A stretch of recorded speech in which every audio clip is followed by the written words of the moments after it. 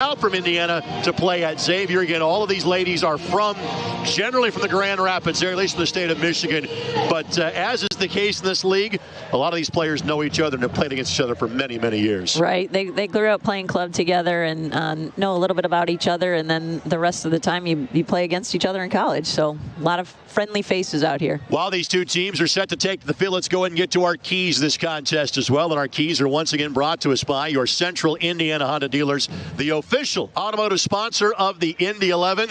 Early tempo. Coach, explain. Can we set the pace right now, right? Can we get up and down? Can we get in the attacking third and see if we can put them under pressure right away from the beginning?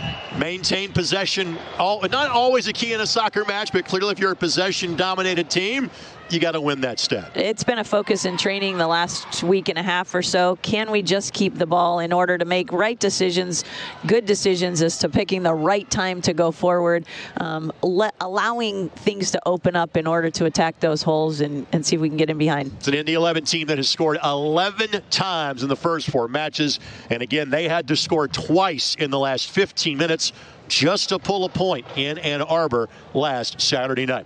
Once again, we thank you for joining us for Indy 11 Women's Soccer here on the ISC Sports Network, 11 Sports, and those of you joining us across the state on Comcast 81. The all-white kits for Midwest United.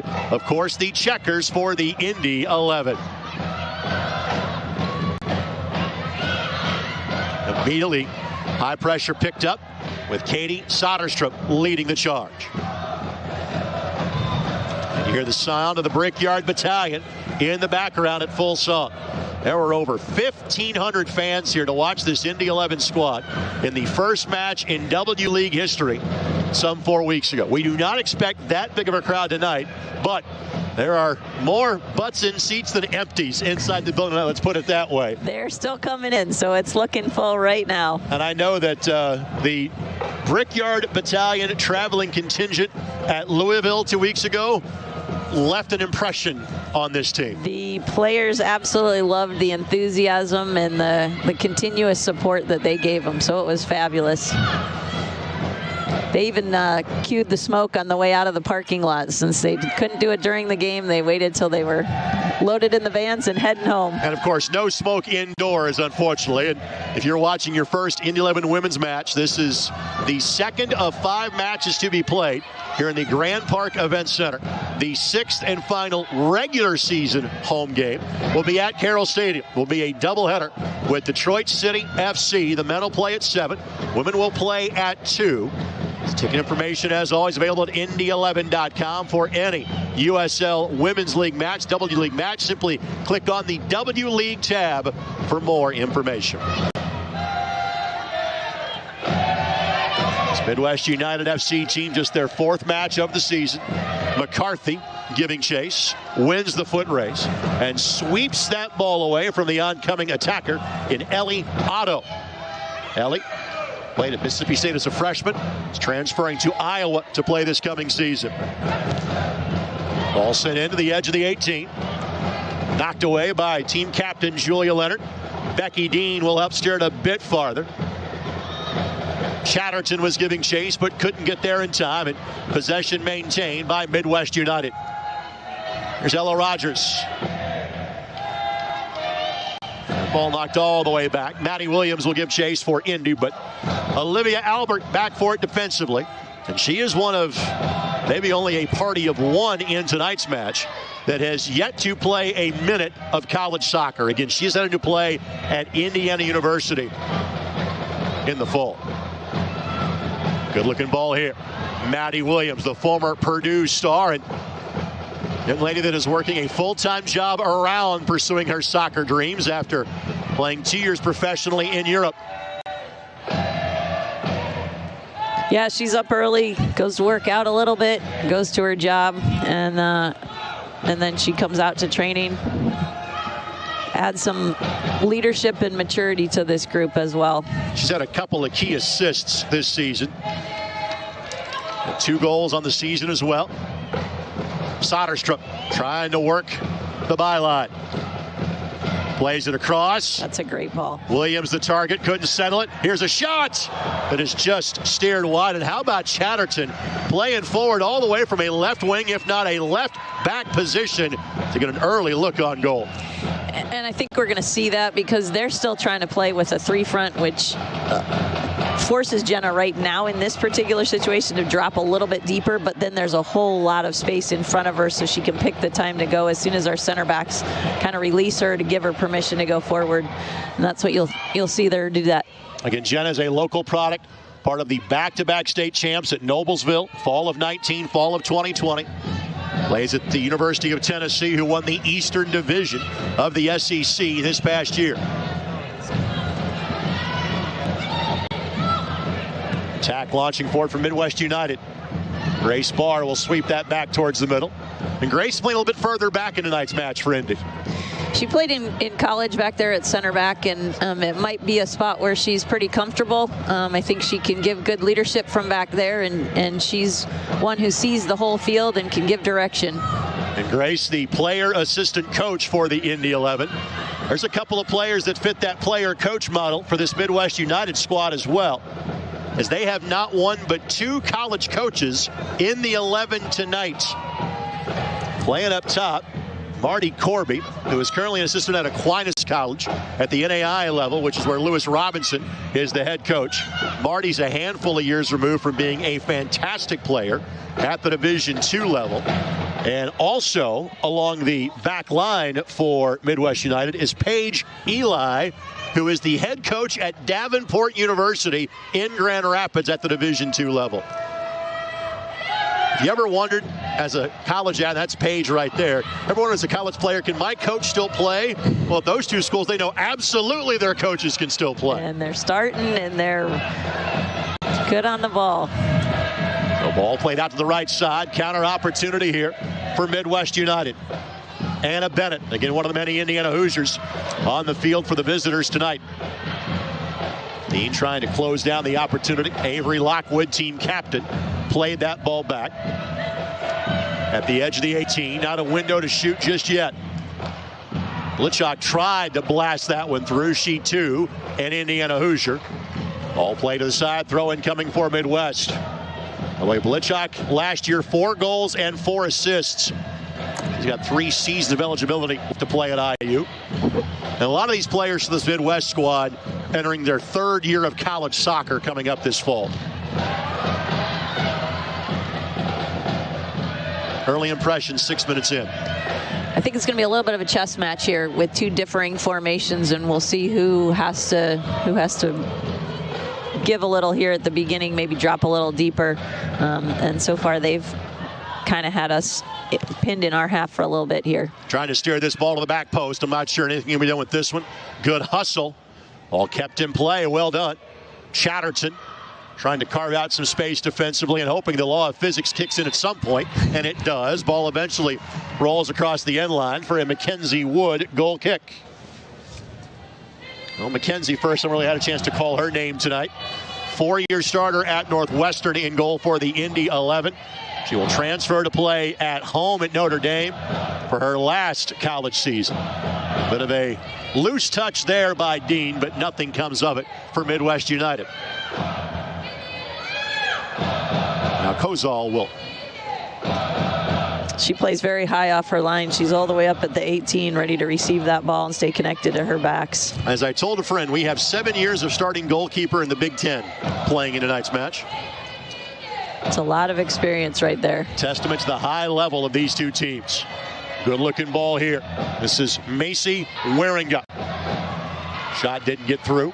Barr will track it down and just play it off to the side for safety. It allows us to get it organized back behind the ball, get our midfielders back in there and set. Waringa plays at Oakland University, or suburbs of Detroit, in the Horizon League. She sends this ball in. That ricochets off of Barr. That will be a throw, not a corner, short of the corner flag to start minute number 9.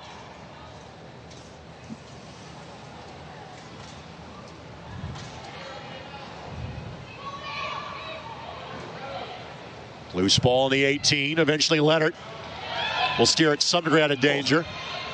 No whistle given there on the contact. we play on. Good pressure here by Indy. That was Dean that did a good job to win that ball back for us. If nothing else, bought about 40 yards of real estate there for Indy. Here's Otto to the edge of the 18. Now Christina Lynch. And Lynch, well done. Beat the first defender, couldn't beat the second. I think she was looking for a pass there. It was a good idea. Here's Krasula.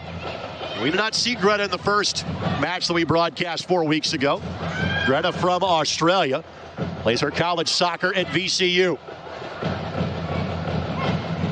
Yeah, she's one of those that's flexible. She's played in the back these last couple of games, and now she's playing in the midfield here tonight.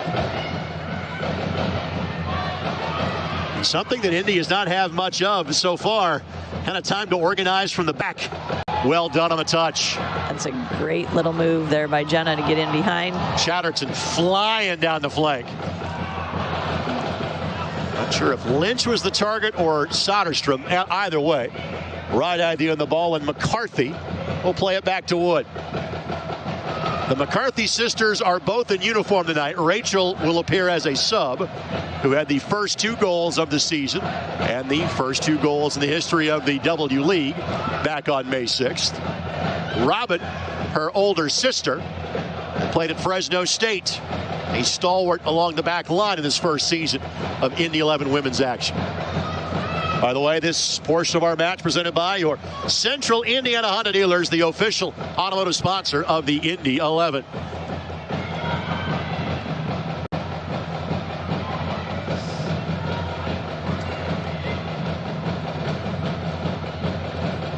Nice combination play. Opportunity here at the edge of the 18. Shot didn't get through. Follow up left foot. Finds the back of the net. I think missed it wide. Missed it wide. Sorry. Missed.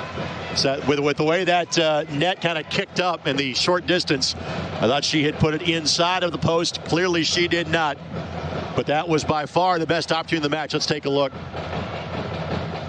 Didn't miss it by much. Nope. Z had it covered, so that's good, and it was good defending there by Robin for sure. Now, my apologies on that one, folks. That was Marty Corby with the left foot that couldn't get it to go.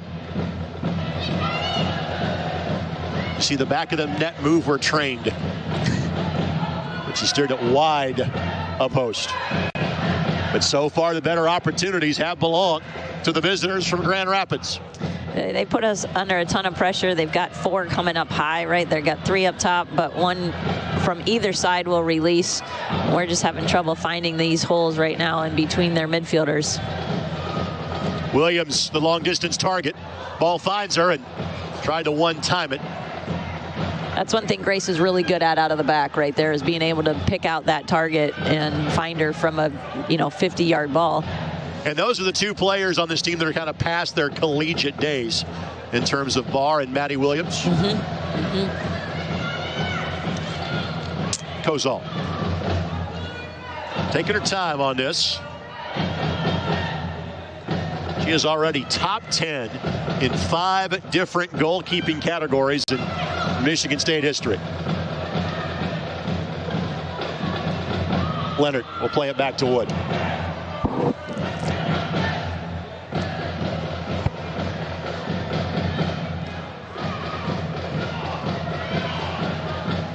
What's the tactical adjustment if you're Coach Dolinsky at this point, or is there one? I think he's trying to see. Williams needed to be offside, not Chatterton. Yeah. Williams was offside when that ball was played to her, hence the flag went up. I think he's trying to see, what are they going to do? What are they going to change to? Do we have to change?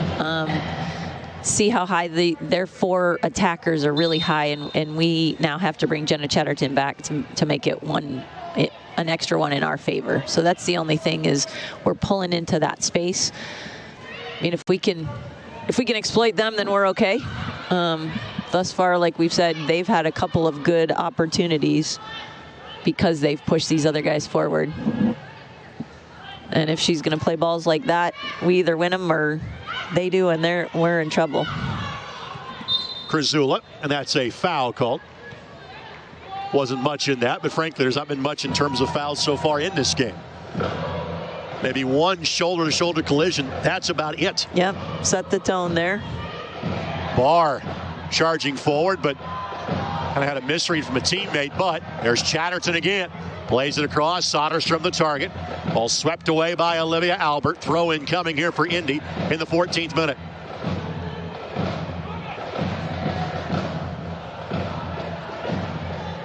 This is the first of 3 successive Friday nights at home for the Indy 11 women. Of course, we'll have every match for you on the ISC Sports Network as well as 11 Sports. Next week is the lone match that will not feature on Comcast 81 of this inaugural home season.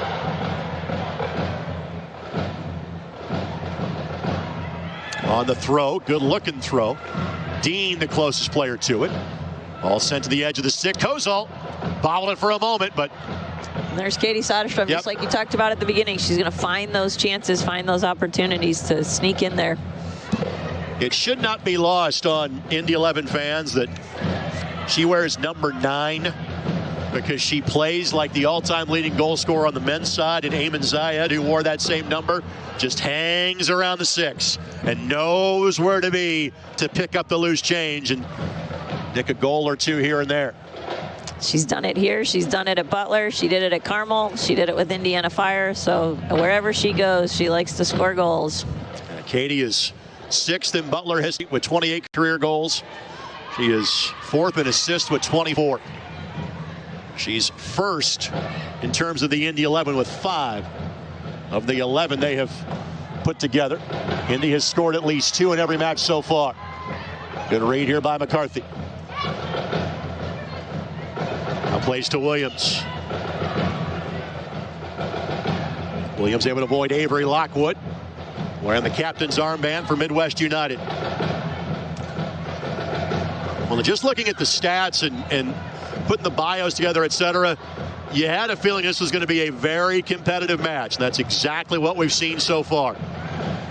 Yeah, a little bit of back and forth. Nobody with any great scary chances. I guess that one that went behind the net, but yeah, a little bit feeling out each other in the midfield here. I think it only scared the play-by-play guy, I think, so far of that one. Well, then if you're the only one that was scared, then we're okay. We're good. Hardest hit of the match belonged to Indy 11 right there in terms of knocking down their own player. Rogers went flying as, unfortunately, she was run into by her teammate in Becky Dean.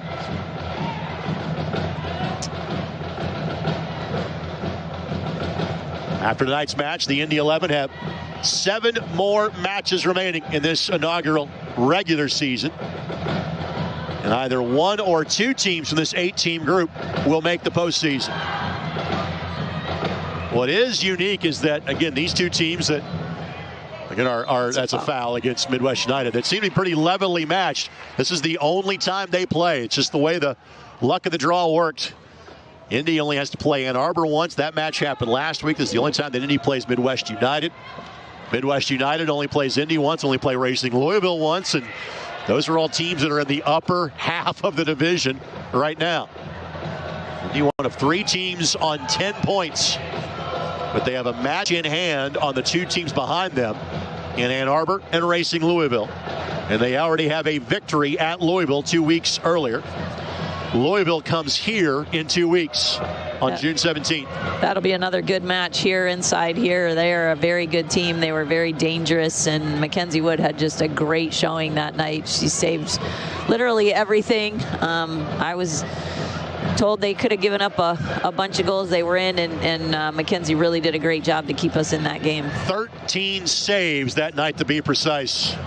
Yeah, that's a great...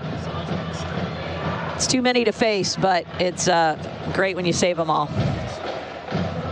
Krasula defending for Indy, sweeps the ball to Chatterton, and Chatterton able to avoid Anna Bennett. It will be a throw-in, though, coming for the visitors from Michigan.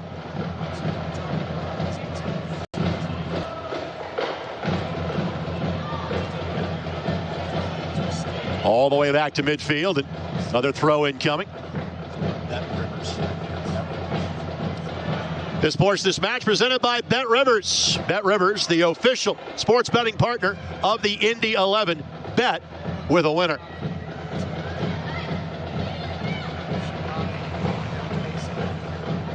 Good switch the attack by Midwest. Ball played in, looking back post, no traffic there. That ball was set in by Matea Diekema, who plays at SIU Edwardsville, who won the Ohio Valley Conference this past year. Lost in the opening round to Notre Dame. That SIU team is a team that actually beat Notre Dame in the opening round several years ago. Okay. 3 or 4, maybe 5 years ago now. They've got a great program, both in men's, historically great program, men's and women's soccer. Williams is onside. Williams tries to chip. It's a good look on goal. It's a good long ball in over the top. Second time we've seen that ball played effectively to Williams. Right, if they're going to play with that really high line, that's where some of the space is right now. And if we can go ahead and, keep them honest and move them back just a little bit, we'll have some room to play into feet of Katie and Maddie up top. McCarthy. Good job to close it down by Otto. I want to thank our tremendous ISC Sports Network crew. Thanks to David Kahn, Jordan Shue, Rob Lynch, Dennis Glover, and Eric Kinnett. Here's Dean. Dean takes a touch to settle. Plays it across with the left foot. Found a sliver of space, and the problem was didn't find a teammate. Williams, still good dangerous. cut. Is Rogers giving it a go from distance? She does. It's a good look on frame. It's a good ball by Maddie to set Ella up with a perfect opportunity to just take one touch and go ahead and hit it.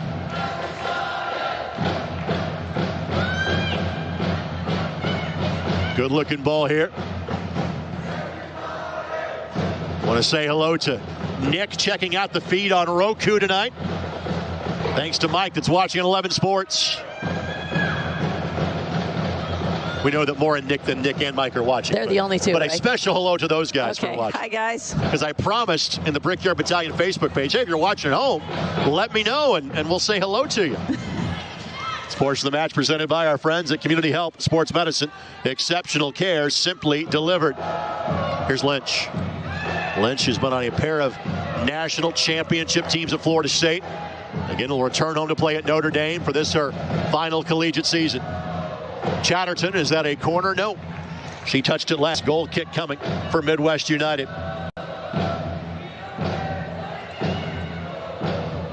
So most of these players who are taking an additional year, this is their COVID year, right? So in 2020, there was not an official fall season. So anyone who was an eligible athlete at that point in time has been given one more year to play a COVID year, much like a 5th year for an injury. So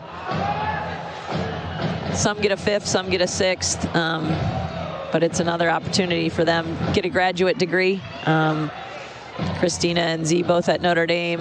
Molly's getting her MBA at Xavier. Forget who else out here, but they, it's another opportunity to study, get another degree, and play one more season.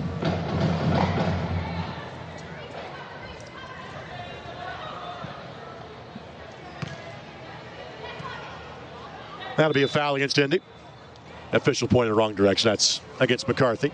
And then Ella fouled him, too. Wearing the player that got knocked to the turf. A couple of late chances here for the Indy 11, but so far controlling the tempo has been Midwest United. And Eli sends that ball towards the other end. Neither team has been shy to play a long ball in this match so far. Yeah, it's just kind of the chess match we got going with both defenses. Play a little big high line.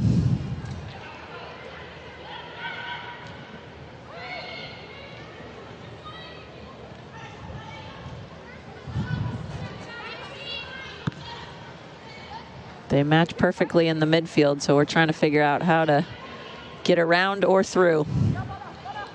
Little breather in the high press right now from Midwest. They're picking it up as the ball gets towards the midfield. Here's Lynch. Good positioning by Rogers to maintain possession. Here's Barr. Again, looking for that long distance ball. Chatterton's got some space. Chatterton works around a defender.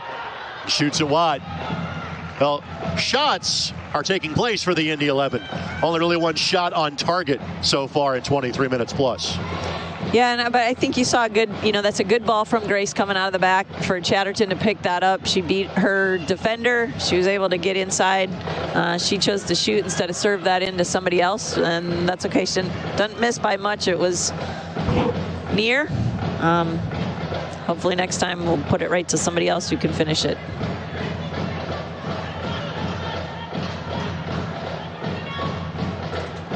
Good touch here by Midwest. Opportunity here. Corby attacks on the left side. There's a pair of defenders to work around. Nice little back heel, and Rogers did the best she could. She'll give up the corner. So first corner of the match comes here in the 25th minute for the visitors from Michigan. Again, Corby, an assistant coach at Aquinas, a 4-time D2 All-American, and a 3-time Division II national champ in her days at Grand Valley State. They've had an outstanding program for a long, long time, and that's great that she's still out here playing at this level. This is Bennett, again, one of the Indiana Hoosiers playing in this game for Midwest. She'll send it in all the way through. Williams, just a casual touch, and we'll flip the script and go do this from the opposite corner flag. That was a great camera angle on that corner kick. We have added that this week. Fabulous ad. As wonderful as our venue is, there are some restrictions as to where we're broadcasting from. So you get the pitch side camera, that lower level. No such problem from this view. Ball sent in. Wood couldn't get to it, but neither could Midwest United cleanly. And now Chatterton. Speed, not a problem for Jenna. That pass, though, didn't go where she wanted it to, or Soderstrom wasn't where she thought she would be. Eli with the read. I think Jenna could have kept the ball a little bit. She was surprised there as to where she was going to pass the ball because she had outrun everybody else. Reason for the whistle, in case you didn't catch, was a handball. By that ball played off the hands of the attacking player for Midwest United. Hence the reason for the whistle. And while it wasn't intentional, helped her maintain possession. So that's a whistle you have to give. Yep, it's the right call. And you'll be able to see it on our camera work here. Yep, had it perfectly. Great job, guys. Giveaway by Indy in the midfield. Ball. Yep, instead of taking the shot, Barr got the ball and blocked the shot. That's great defending by Grace right there. Again, from our angle, you kept waiting for that ball to be sent to the right because the player was in on goal. A little bit late in terms of lining up, whether it's going to be a pass or a shot from Blitchock. And Indy 11 dodge a bullet. However, it'll be another corner, a third in the last 2.5 minutes coming up here for Midwest United. This last one just kind of got floated in there and hoping for something. These are the ones that Z's pretty good at. She can come out and punch that and see if we can get put to safety. Ball sent in. Wood, again, didn't get to it. Indy had a defender that did. Next time Wood gets to it and takes a tumble for her efforts. And McKenzie's going to say, hey, a little more protection for me inside of the 6 would be nice. Yep, and they were right on top of her, pushing at her and not allowing her to get the ball.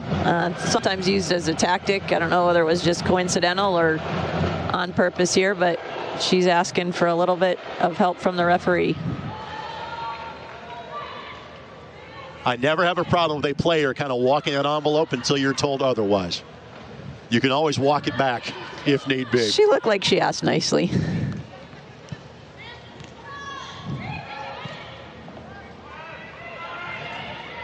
Corby for Otto. Otto. Couple of step overs. Tries to work around Barr. That ball ends up deflecting into a dangerous position. And it will be a goal kick coming here. Inadvertently, a ball that was sent to the back post on the ricochet off the Indy 11 defender. That was a lucky ball because it was hit hard enough to come back when our defense was on the other side of the goal. So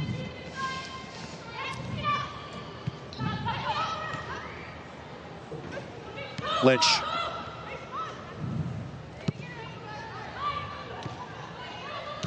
Little give and go here. Soderstrom's onside, continuing the foot race to get there. The answer is yes, and she deemed to have touched it last. It will be a goal kick coming here from Midwest United. It's new Soccer Saturday here. Soccer Saturday. Well, folks, Soccer Saturday is tomorrow morning on 93.5 and 107.5 The Fan. Mark Lowry will join us. Who else will join us depends on what happens in this match. So a guest TBD. Join us tomorrow live, 9 to 10, and afterwards at 1075thefan.com in podcast form. Great footwork by Dean.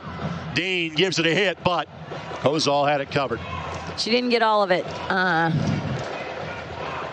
Sat for her a little bit funny. She didn't get all the way through it, but it was a good look. Becky is from Cincinnati. In fact, she attended Mount Notre Dame High School, which is the same high school as U.S. Women's National Team star Rose Lavelle. McCarthy handling the pressure. Well done. Outstanding work. She's got a long throw, so hopefully she can get us out of this corner here. And McCarthy is playing at this level, trying to extend her soccer career. She's completed her college eligibility at Fresno State, but is hoping to play either NWSL next year, perhaps the Super League in the USL, or perhaps overseas. She's just super excited here this summer as well to be playing with her younger sister, Rachel, so that's a great opportunity for her. Lynch didn't get the right touch. I think Jenna Chatterton's got to be a little bit more selfish in that spot. She had a good look there. Good job to close it out in the midfield, and advantage being played. Indy's already got possession, so no need for a whistle. There would have been a foul there if not. It's been a well-officiated match so far. This portion of the match presented by Alpha Health and Wellness, the official team chiropractor of the Indy 11.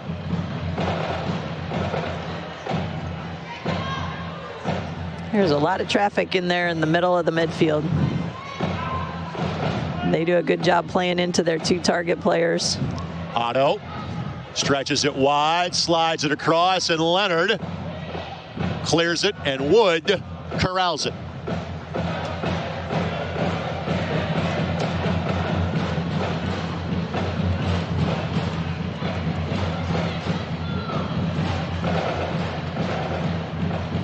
Drums are getting louder. It's something feeling like we need a goal here.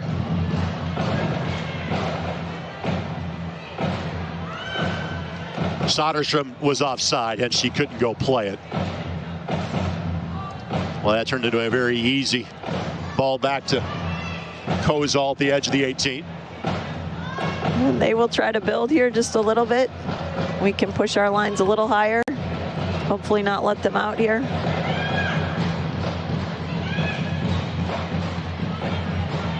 And there we go. Win that ball right there. Backline play has been really solid so far for Indy. And Chatterton's speed has been fun to watch. Can Williams get there? Yes. Williams. Find your target. Blast. Loose ball. Just snared in time by Midwest United and Lauren Kozol. And you saw Katie Soderstrom right there ready to pounce if she'd have spilled it. This match has been as good as advertised. And McCarthy commits the foul. She had a couple that were close right there, so he finally gave the whistle. A couple more shout outs. Hello to Indy 11 UK. That's my buddy Tom that is watching from Great Britain on YouTube. And hello to Samantha and Josh, who are watching tonight's match from their campsite. Okay. We're by the campfire tonight on our broadcast. There you go. Picking up Wi-Fi in the middle of wherever they are. They're outdoors, we're not. Enjoying the match up here tonight at Grand Park.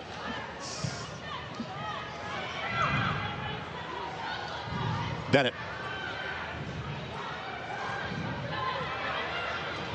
Right idea. Well defended by Indy. And then just kind of a real estate ball. Just clear the zone and, to use the hockey terminology, dump and chase. Yep. As Soderstrom will do the work. Yep. Yep.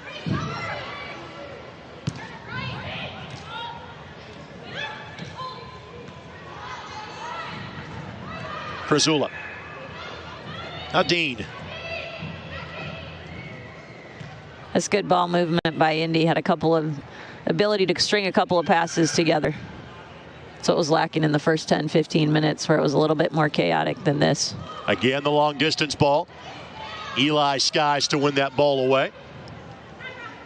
Eli got to play in a U17 World Cup for England a handful of years ago. Wow. Before coming to play small college soccer in the States. When she played at Davenport, they were in the NAIA level. Now a member of the Great Lakes Intercollegiate Athletic Conference in Division II, where again, she's not a player, she's the head coach, in case you missed that earlier in the broadcast.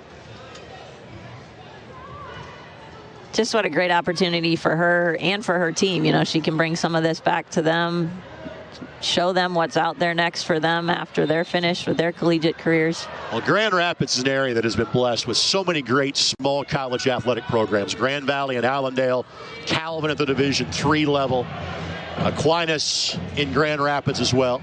And this is not the first time we've had Aquinas players or an Aquinas kind of theme on ISC, because they and Marion have seen each other a lot in terms of women's soccer over the last couple of years. In fact, they both made the national round of the NAIA tournament in November.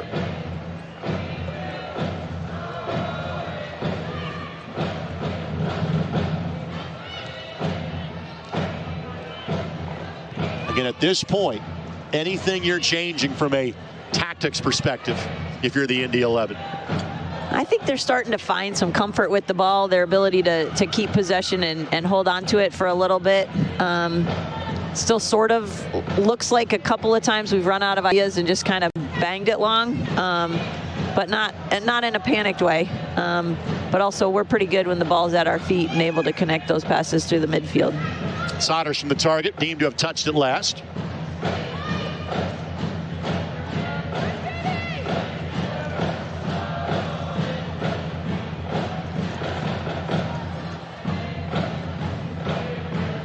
Good work by Becky there to put them under pressure. Lynch with some space. Lynch sizing up her options. Left foot sends it across. Williams tried to get a touch. Offside. Great composure by Christina, though. She didn't like what she saw at the beginning, didn't pull the trigger early, and then was still able to chip that ball back in, create some trouble. Next dead ball going to be the Honda Snipes. The Honda lower third. Next dead ball.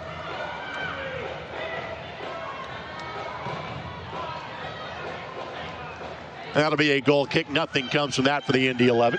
Let's thank our friends at our Central Indiana Honda dealers, the official automotive sponsor of the Indy 11. Greg Rakestraw, Margaret McLaughlin with you.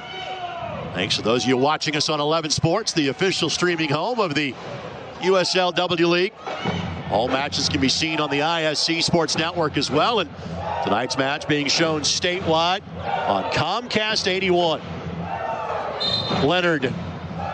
She was fouled there, got a little tripped up. That's why she couldn't get that ball out from under her feet. She did well to clear it from any danger. It was Blitchok that was applying the pressure.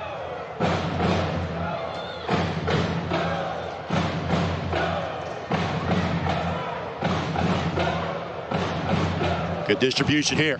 Chatterton slides it across for Soderstrom. Soderstrom went into a space, takes a deflection, cleared. Now Williams. Dean will play it back to Organize. McCarthy looking back post. It's another dangerous ball that she sends in there. Rogers.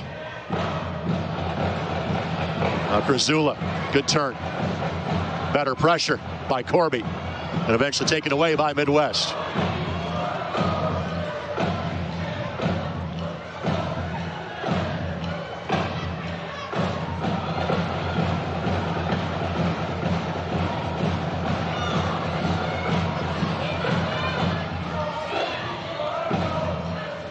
This is Diekema.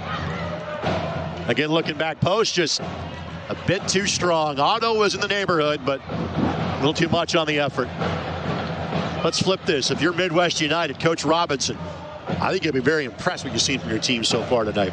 They've put good pressure on us, right? They've connected a lot of balls through the middle of the midfield. They're playing into their 9 as the target, and they're working very well off of her, able to keep possession and put us under some pressure. So they've done well for sure.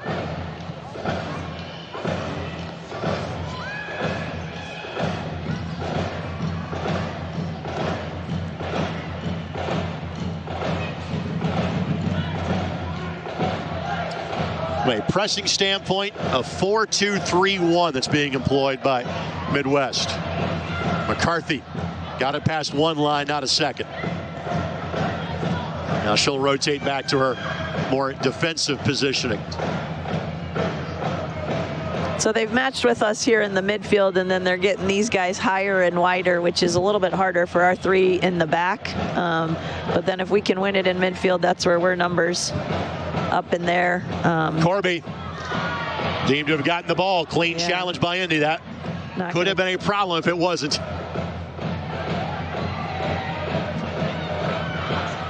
That's good composure to get out of there. This is better. Soderstrom. Good step. Well done.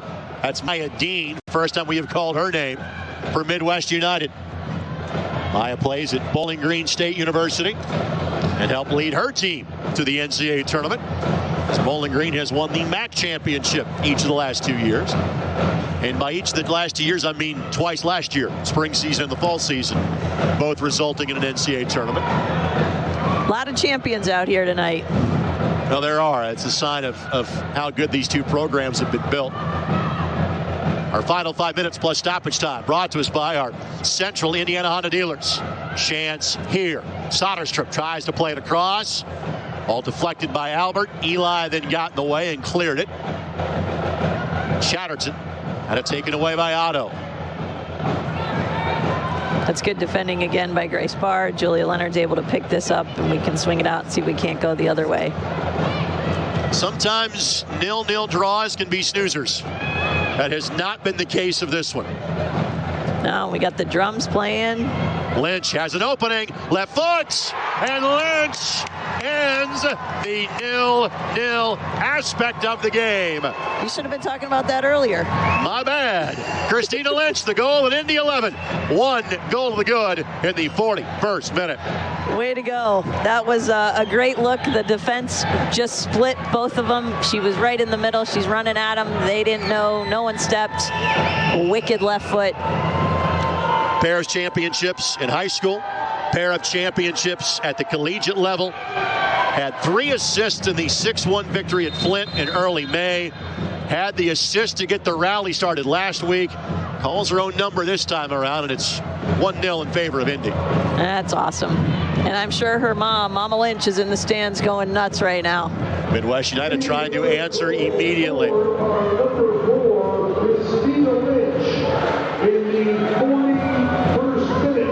McCarthy, ball headed down, but nobody there.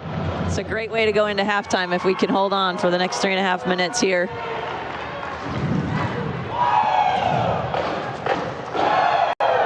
Well, obviously you have seen Christina dating back to her high school days. That left foot says enough for itself. What are the qualities that she possesses that makes her such a great player at this level and potentially a pro after this level? It's kind of that trigger, right? And her change of pace, change of direction. She's going at players. She's not afraid to shoot with either one of her feet, and she's dangerous when she does. Good read by Wood. Sprinting off her line to ricochet that ball towards the Brickyard Battalion. Christina's one of those players that will put in the time. She had an ACL in college, and you would never know it. She's come back even faster and stronger, and she's not just straight fast, she's quick, and she's just dynamic with the ball. Aaron clearance by Indy leads to an opportunity here. Midwest asks for a foul at the edge of the 18. Referee says no, and Barr will play it sideways for a moment to breathe and reorganize for Indy defensively. Chatterton. And that's going to be a foul against Blitzshot. Blitchak has shown no problem with the physicality of the Big Ten. And that might be soccer or football. She has used that strength that she has put together. And 4 goals and 4 assists. And hold-up player, target player, that would be her for Midwest United. You saw Jenna trying to get around any way she could. Finally had to get taken down.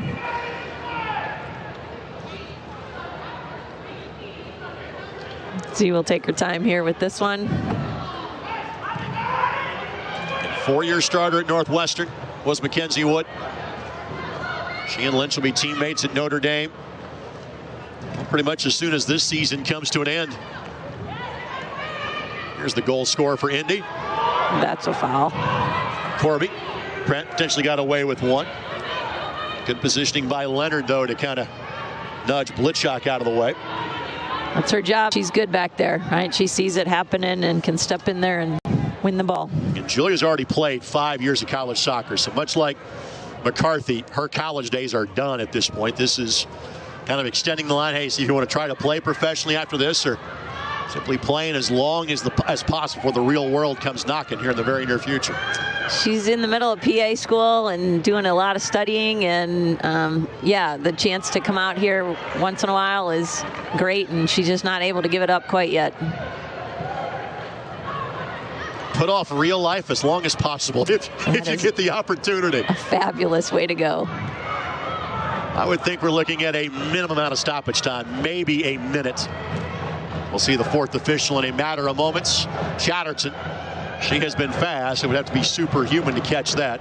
And the 4th official confirms 1 added minute is what we'll have at the end of 45. So there's frankly has just not been a lot of whistles nor stoppages. Nope, just for the goal and 1 or 2 fouls. Thankfully, we've been injury-free. We have been substitution-free in both teams with 5 subs set up for half number 2.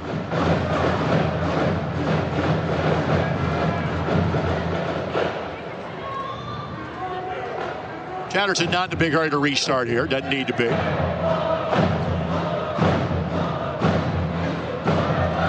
Williams weaving through traffic. Why not one more chance here? Finds Soderstrom, left foot doesn't get through. Eli got in the way. Opportunity for Williams, back post, did not get through. We'll glance, his position is being battled for before I can finish the thought. Official says that's enough. Well played first half by both sides. The difference maker, Christina Lynch for the Indy 11. Her goal in the 41st minute gives Indy a 1-goal advantage going to halftime. Yeah, that little change of pace and then decides to pull the trigger right there. World-class finish by Lynch. Halftime show comes your way next as you're watching Indy 11 Women's Soccer. Honda is the most fuel-efficient automaker in America. That means you get more miles per gallon with Honda. Save at the pump with up to 40 mpgs for Honda cars and SUVs. Search your local Honda dealer today.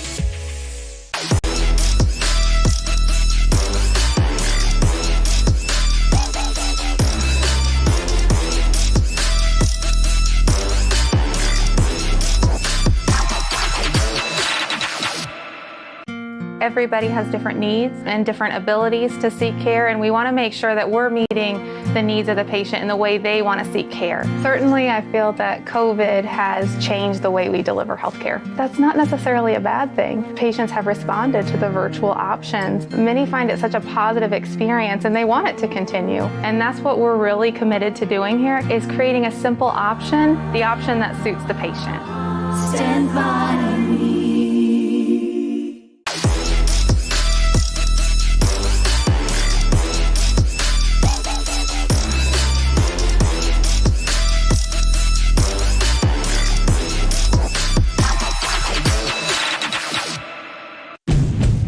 In 7 years, you can meet, get married, have kids, get a dog, and still be covered in your Honda certified vehicle. Get a 7-year, 100,000-mile warranty, plus factory-trained technicians and Honda genuine parts. Search your local Honda dealer today.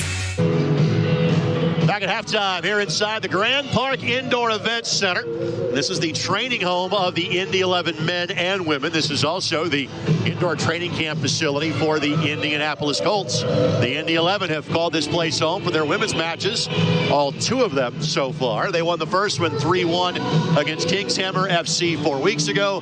Tonight they lead 1-0 because of a left-footed blast by Christina Lynch. Greg Rakestraw, Margaret McLaughlin with you. Margaret, overall, your thoughts on half number 1? I think it was good. I think we settled down. Indy 11 settled down a little bit, started getting possession of the ball in the middle of the midfield, able to spring some people free, and Christina did a great job to just create her own chance.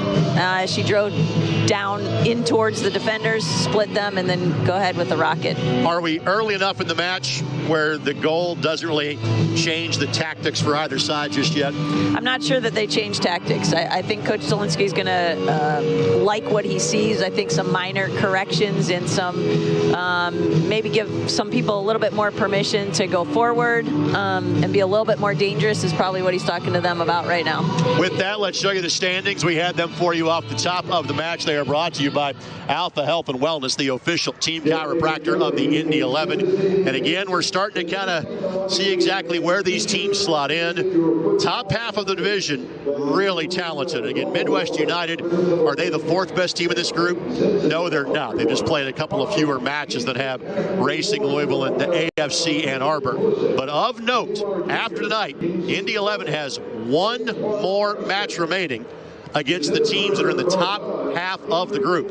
And that is Racing Louisville here in 2 weeks. Of the 2 teams that's going to randomly drew in terms of playing just 1 time during the season, Ann Arbor and Midwest United are those 2 teams, which is why this match is so important for both sides. It really is, and it will kind of separate us if we're able to pull out the victory. It will separate us from them in the standings as well.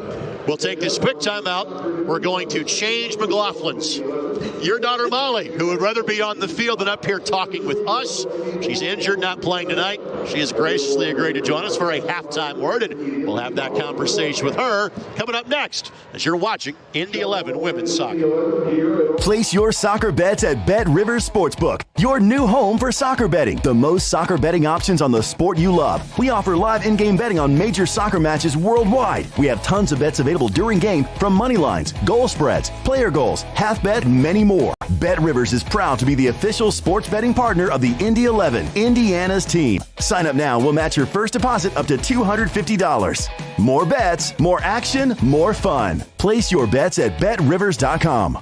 So many people were out of work from COVID, not being able to pay their utility bills, not being able to pay their rent, and that's why our job is so important. And what we've committed to is working with our partners around food pantries, around making sure that people get connected to what they need. Our job is more than just giving people resources, it's be that hand to help them when they're feeling down. Learn more at ecommunity.com/simply delivered. Community Health Network. Exceptional care, simply delivered.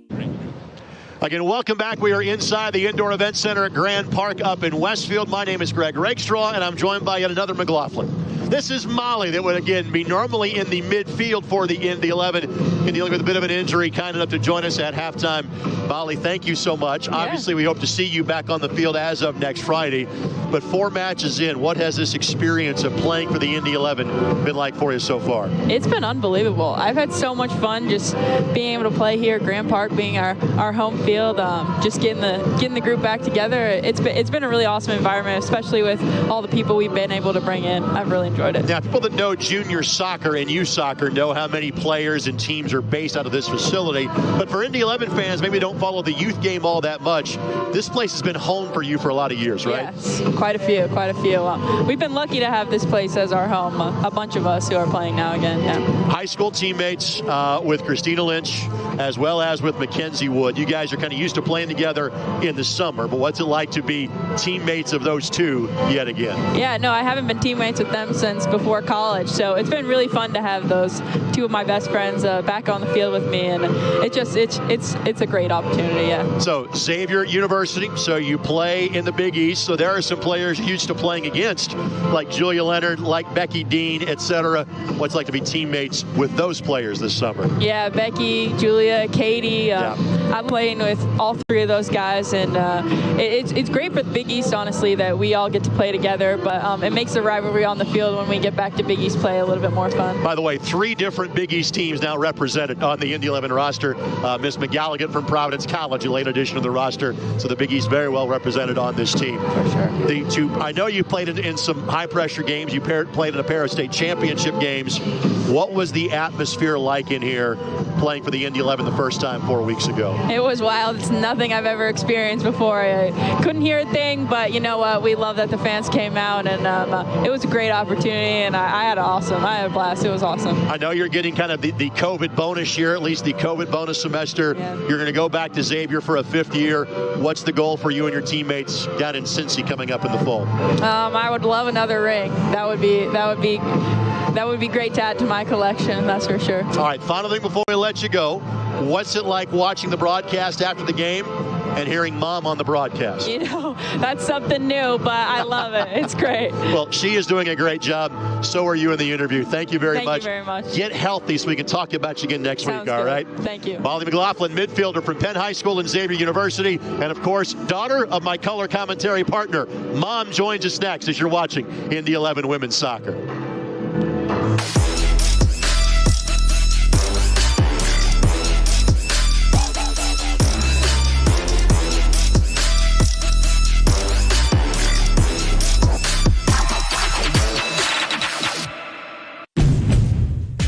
Honda is the most fuel-efficient automaker in America. That means you get more miles per gallon with Honda. Save at the pump with up to 40 mpgs for Honda cars and SUVs. Search your local Honda dealer today. Everybody has different needs and different abilities to seek care, and we want to make sure that we're meeting the needs of the patient in the way they want to seek care. Certainly, I feel that COVID has changed the way we deliver healthcare. That's not necessarily a bad thing. Patients have responded to the virtual options. Many find it such a positive experience, and they want it to continue. And that's what we're really committed to doing here, is creating a simple option, the option that suits the patient. Stand by me.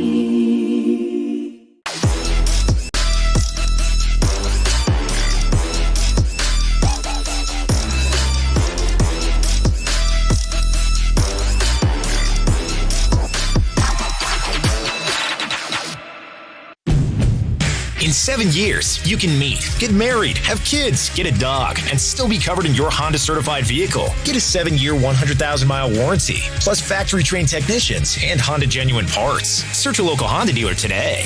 All right, Mama McLaughlin now has rejoined us on the broadcast. Greg Rakestraw with you here on the ISC Sports Network, Comcast 81, and again, the official streaming home of the USLW League, that being 11 Sports. Your daughter acquitted the family name very well during the course of that conversation. What has it been like getting a chance to watch her get to play for this team over the first month of its existence? You know, it's really exciting every time I watch her play. It doesn't matter what team she's on or where she is. She's super fun to watch, and she loves this game. She just loves to play. From the very beginning, she has loved to play, and if we can keep her out there, she's a happy kid. She's got one more semester of college soccer. You think she's going to give it a go professionally, or is this going to be the stopping point for her? She would love to. So she's geared up. She's ready for that, right? She's working out towards that. This will help her as another stepping stone, and hopefully she has a really good year this year. And again, with your well-trained eye as a mom and a soccer coach, obviously you have seen her play in a pre-professional level the last couple of years before this summer. What is different about what you are seeing at this league with the USL badge? I think this year, right now, the teams are more even, more competitive than the last couple of years that they've played summer ball. More serious, more professional, organized, that kind of a thing. And I think just the level, we talked about it today, with the level of the kids who've won championships in their collegiate programs. And it's much more intense and even. All right, so when we get to half number 2, again, our tactic's going to change. we've talked about this a couple of times, probably not. If you're Paul Delinsky, you're happy with the fact that you've got a 1-0 lead, but what is it that you want to see your team do better in half number 2? Well, he may go to 4 in the back to kind of protect a little bit more and not let them get in behind where they've had some of those chances. He may stick one in front of their target 9, drop the 6 in just a little bit so deny some balls into them. That may be a choice that he makes here in this half. So again, both teams yet to make their way out from the locker room to start half number 2. Now you see the merchandise that you can buy when you come to watch an Indy 11 women's soccer match. And this reminder, you have 3 more chances to do it in the great indoors. The next 2 Friday nights, Indy will be in action. And not that we don't want you here every Friday night, but I will point to 2 Friday nights from now. That will be Racing Louisville's visit. It was a great match. Those 2 teams played 2 weeks ago. It's Indy and it's Louisville. It's always a big deal when those 2 cities and those 2 franchises get together. That is on June 17th. After that, Indy will be here for a Sunday match on July 3rd. And again, their home finale will be on July 9th against Detroit City FC. That will be a women's and men's doubleheader. The women's match at Carroll Stadium will be at 2 o'clock. The men's match will be at 7 o'clock. As far as the men's team is concerned, they are on the road for the entirety of the month of June. They will play tomorrow night against the Charleston Battery. No local telecast for that match. You got to go to ESPN Plus to see Indy try to get a road victory. Then 4 days later, they will play their first midweek league match of the season when the Indy 11 play against Miami FC for the first time in nearly 5 years. That will be one of the road telecasts we'll have for you this year. Brad Hodder joins me. We'll have it for you Wednesday night, 7 o'clock, My Indy TV, as the Indy 11 have 2 matches over the course of the next 5 days. We certainly hope you join us for that local broadcast, but always you can catch the activity on ESPN Plus. I was just looking, you get to see Coach Delinsky giving a few last-minute comments here to a couple of the players. It does not look like they will make any changes right here. I see Milica Bulatovic has the gear on, and so I'm curious if she might enter. If not, she's going to enter very quickly into this contest because she has the jersey ready to go. It'll be the first chance to see her, but again, let's see if there's an official sign given by the 4th official or if Bulatovic is simply waiting for the opportunity to enter the match. She's making her way to the 4th official right now. All right. She is being waved on, so we'll see if we can get you a substitution as to whom she might be replacing at this point.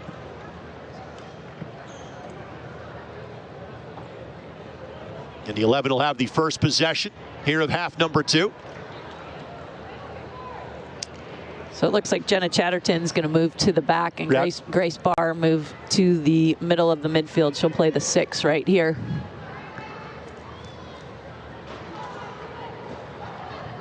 Is Maddie Williams still on there?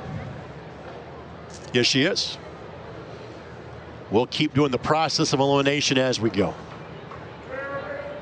So Rogers are waiting for the signal from our referee, and we're back and underway. Might be Becky then. Substitution for the 11 and the 46th minute. Entering the game is number 10. So Bulatovic is in. Becky Dean exits for the Indy 11. So they have 4 subs left to use, while Midwest United has the full 5. And Indy has scored at least twice in all of their matches this year. Even in the draw last week when trailing 2-0 and being a goal down less than a minute in. That is a significant throw to the edge of the 6 and bounced over everybody. Bounces all the way to Kozol inside of the 6.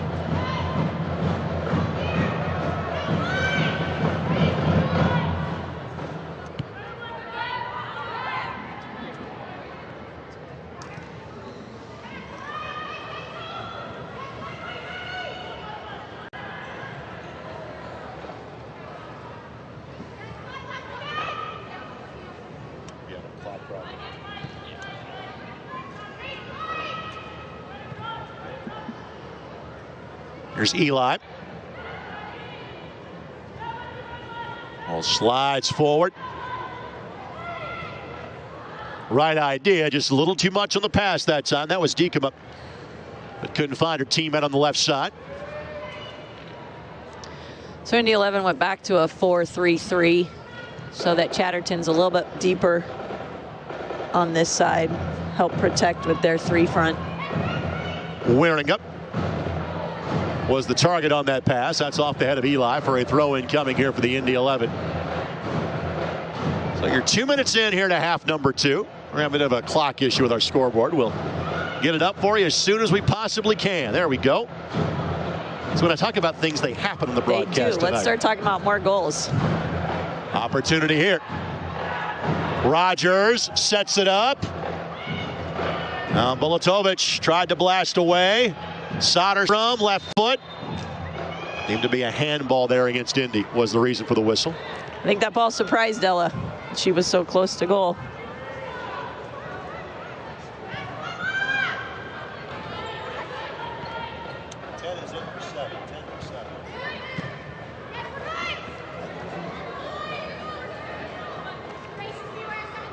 Throw in here for Chatterton.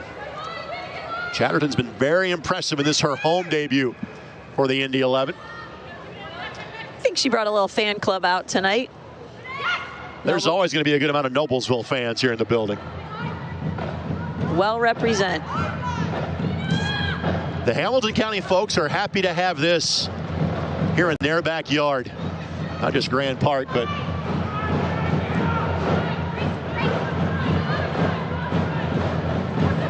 tremendously affordable family entertainment. Got a good friend of mine who is a Noblesville resident that is back for a second time with his girls to enjoy this atmosphere after being here 4 weeks ago. Good looking opportunity here. Ball inadvertently played to Wood, and she didn't take any chances. Played it with her feet to make sure she could then pick it up, and then absolutely launches the restart to our goal scorer tonight, and Christina Lynch.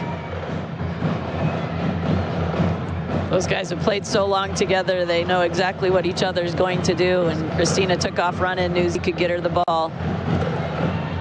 All played off of Eli. It'll be a throw-in coming for the Indy 11.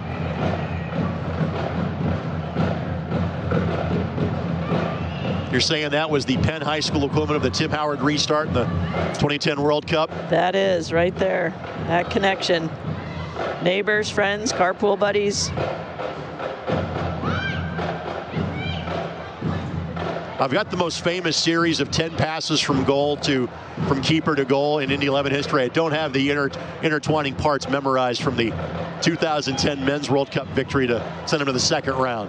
I just know the end result. Landon Donovan scored the goal. Opportunity here. Rogers tried to cut it back, and corner. She'll settle for the corner. Yep. Played off of Olivia Albert. But again, that wide space is something that we can exploit now at this point. You see Ella getting in.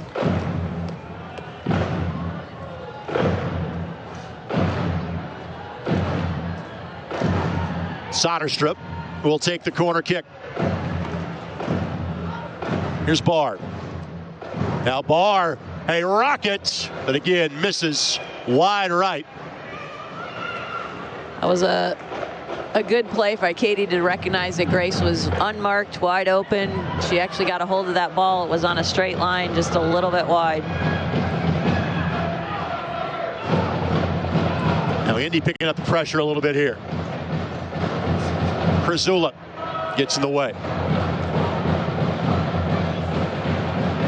Chatterton and Otto, good battle. It's been a good battle the entire match. That's good defending by Chat. Say more about Bulatovic. First chance we've had to see her in action in a home match. She will play at VCU next year, Wilma Litza. But she played at Northern Oklahoma College in the junior college ranks. She had a brace as a sub in her first Indy 11 appearance against Flint City back on May 12th. She had 41 goals in 33 matches at the junior college level. Well done by the keeper. Kozal again Just played it off to the side. Knew she was off her line. Just get rid of it. Get back in position. She was very high, but did a good job to come and cut that out.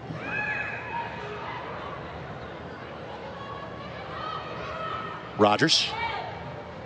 Got herself into trouble there a little bit. Chatterton able to quickly bail Indy out. Everything's pretty tight right here. Need to get a little bit more space. You mentioned this earlier. It took about 10 minutes to kind of grow into it for the Indy 11, but the connectivity between teammates has been really good from that moment on. It has, and I think they found each other in good spaces. That you saw Ella pick up that last ball, and she wants to go out to Chatterton, and Chat was just a little bit too tight for her to relieve any of the pressure. But that stuff will come. And now you see Jenna walking even wider right here. I don't know if she's in the, not in the screenshot, but she's opening up to relieve some of that pressure. Now Barr didn't get the touch on it she wanted to. But I'm not sure that was the play there. You're not going to beat Z from, no. from 40 yards out. Well, to chip the keeper, you got to elevate the ball, and that never really happened.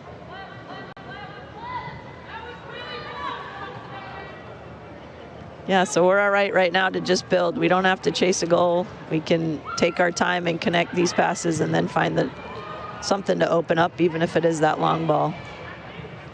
Indy in their brief history has not won a one-goal match. Opportunity here. All played left side. On the turn, the back heel, pretty. And Wood did just enough. I do believe she got a touch on it. Yes, she did. Corner coming here for Midwest United. Tremendous combination play by the visitors. That was an exquisite play in terms of the speed of thought from Litchuk. And Z's ability to get across the goal right there and get her arms stretched out. That's great stuff. On the restart, Wood had her hands on it. Again, she's asking, hey, I got bumped. She's already kind of had one conversation with the referee about that. We play on. Ball goes all the way across the edge of the 18. Diekema. Corby. Knocked away by McCarthy. Give and go here. Leonard has to dig in to get just enough to create some space. But a miscue by Midwest United, and one of their better opportunities goes haywire. Wieringa thought a teammate was going to veer out wide. She did not. It's an Indy 11 throw-in, but this is a match that seemingly kind of the balance of play has shifted about every 5 or 10 minutes. It has been back and forth, and I think, you know, they can get a hold of it here for a little bit, and then we can get it back. Chatterton. It's a good step and a good little ball again. It's just a little too straight and a little too tight. You got to find that space. But if the game opens up, that benefits the former Noblesville Miller and Jenna Chatterton. So she gets a little room to run. Yeah. Soderstrom. And Katie will run. Plays it across at the 6. Latovich. Save by Kozol. Rogers didn't get everything she wanted to on that one. That was well defended by them as well. Well, clearly we have talked about the goal scoring ability of Katie Soderstrom with 5 on the season. That'll be a handball against Blitchok. It'll be Indy 11 possession. But I'll reference it again for a second time on the telecast. Soderstrom is in the top 5 in terms of Butler career assists as well. You can see on that play why.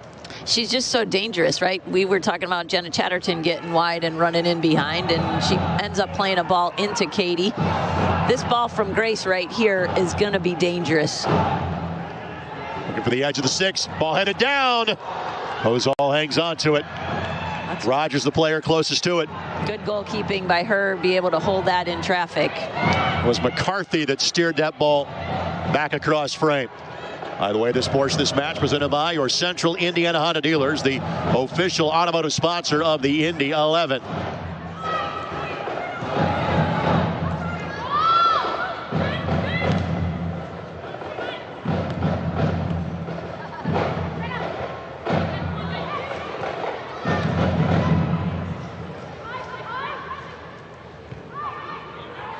All right, we're pretty stretched out right here. That's really, really good, making it hard for them to defend. And then there's Milica gets in a good spot to receive that ball.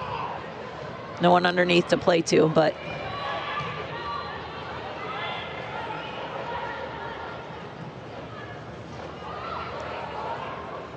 good pass here. I say that and we turn it over. Looking back post. And the shot, one that a very talented player would like to have back in Marty Corby. 61 goals for Corby during her playing days at Grand Valley State University. I think it's a question of when they go Division I, not if the Lakers go Division I at some point in the near future. And they will be competitive immediately in multiple sports. Well, Grand Valley.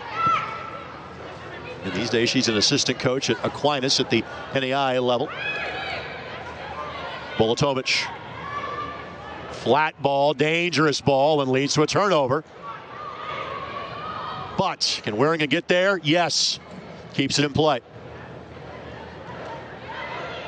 A couple of substitutions have made their way to the fourth official for Midwest. We'll update you on those next stoppage in play. Bennett gives chase. Left foot across, and McCarthy clears the 18, but not out of danger. Otto trying to make the turn, and again, either didn't get what she wanted to on it or hoped the teammate would latch onto it. Neither of those things happen. And Wood will test the parameters of the roof, and she hit it. Yep. That's the first ball we have seen come close to that. You know, I was coaching a U13 game in here a couple weeks back, and the referee says if it hits, then the team in possession gets it right underneath from where it hit at the U13 level. I don't know what happens here today. At this level, it's right position where it hits, and it goes to the other team. As it should. I don't have any U13s that can kick it all the way up to the top of the roof, though. That is the first roof ball in the history of the Indy 11, by the way. Even the men's team playing at Lucas Oil Stadium. Then again, that was 7 stories up. Chatterton slides it forward. I'd love to see her keep that ball just a little bit, let that develop, let Katie get in a space where she can be a little bit more dangerous. Who touched it last? That is a blue ball. Bulatovic did. You'll learn that we are free to give our opinions on this. They don't listen to us. They don't. As much as we try, they don't listen to us. All right, substitutions coming in. So here for Midwest United, Wieringen's night is done. Olivia Brunick will check in. 7 for 4. And then also checking in will be Heidi Thomasma. She'll be replacing Maya Dean. So first 2 substitutions of the night for Midwest United. Coming about 30 minutes left to go. Indy 11 now has a pair of substitutions that are to the fourth official as we speak. Number 4, Heidi Thomasma, leaving the game. Number 7, Maya Dean. In possession, starting to tilt again towards Midwest. Ball played across, and Wood. There were several places to put that ball. That was not the place to put it for Midwest. And that's a great distribution right into Milica's feet. Bulatovic didn't hit the ball she wanted to. And again, maybe keep it just a couple more touches.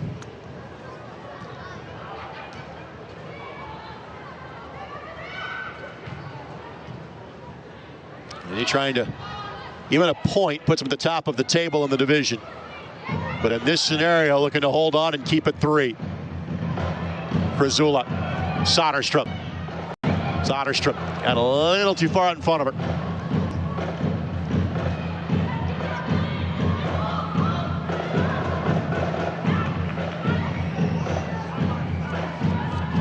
Corby.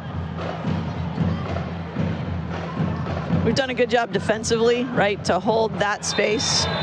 There's another foul. We've talked about the speed of Chatterton. We've talked about it offensively. That time it was defensively that won that play. And I think this is Otto, right? She's Correct. Pretty fast as well, so that's a good matchup. Paulie probably went and put the 2 of them together.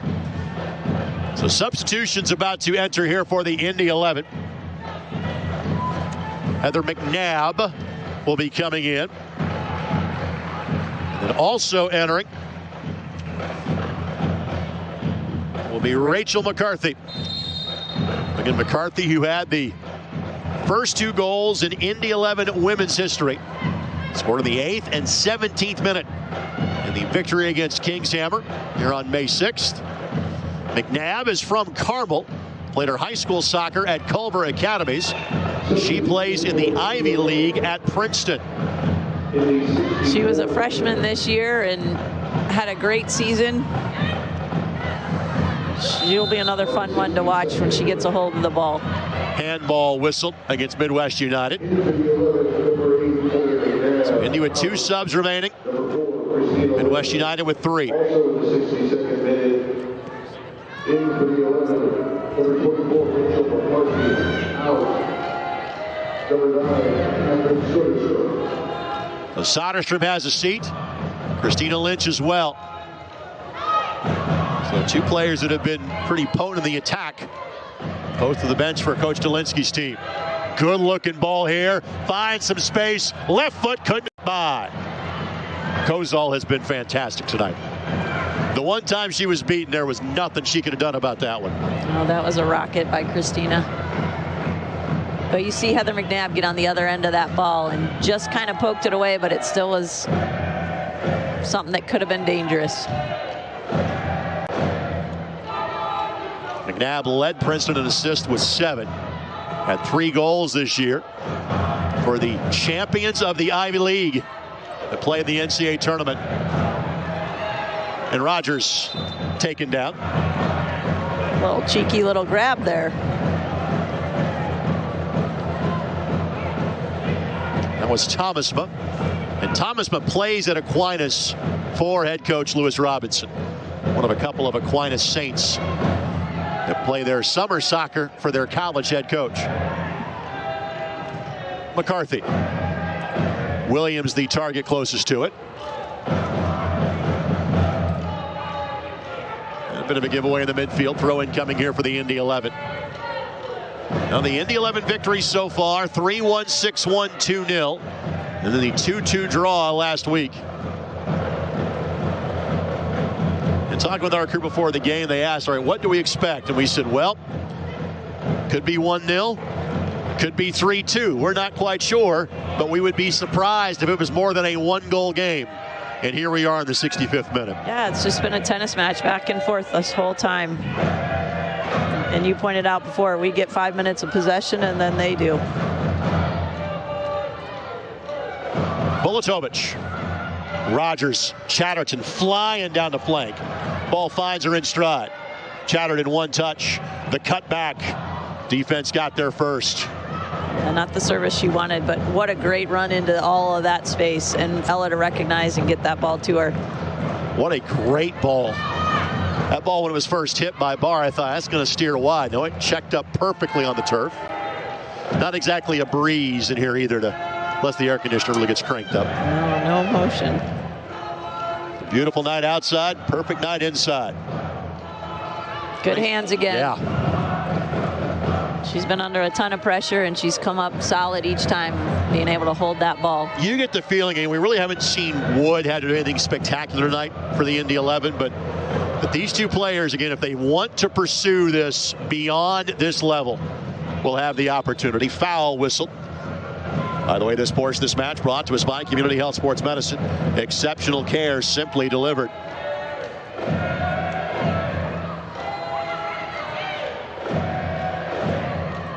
We have a relace going on in midfield, and play just continued right around her. Yeah, I think they got their feet stuck together on that last foul. Barr will assume this ball will continue to roll. Eventually it does. And this turf is well maintained, even though it is well used in this facility. And again, you see the football taped uprights on the net behind the goalpost. Again, folks, when it rains during Colts training camp, this is the field the Colts will practice on. So hence why you have the taped uprights. Here's McCarthy. McNabb. First touch a bit strong, recovers, couldn't hold it up, finds a teammate, Bulatovic. There was a touch there, yes, there was a deflection. Corner kick coming for the Indy 11. That's another dangerous run in behind, and Milita getting on top of it, maybe a little bit quicker on the release, and she wouldn't have got caught, but let's see if we can do something with this corner. It's McNabb that walks the corner flag. Nope, she's going to hold up. Coach Barr wants this one. Barr, yep. Player assistant coach. That's a left-footed in-swinger coming. I had a chance to talk to Grace on Soccer Saturday a couple of weeks ago. Enjoyed the conversation. She went to camp with Racing Louisville last year before their inaugural season. Barr sends it in. Good-looking service. McCarthy got ahead to it, and she is still down. Yep, that's concerning. And we're going to stop right here. Yep. Thankfully, it's just a cramp. Oh, good. The fact that that opposing player grabbed her leg immediately gets the worst fears out of your mind as to what that might have been. I thought it was a head, and then you just go down like that, and you don't know what's wrong. So, yeah, if it's a cramp, it probably doesn't hurt any less, but it'll be easier to recover here.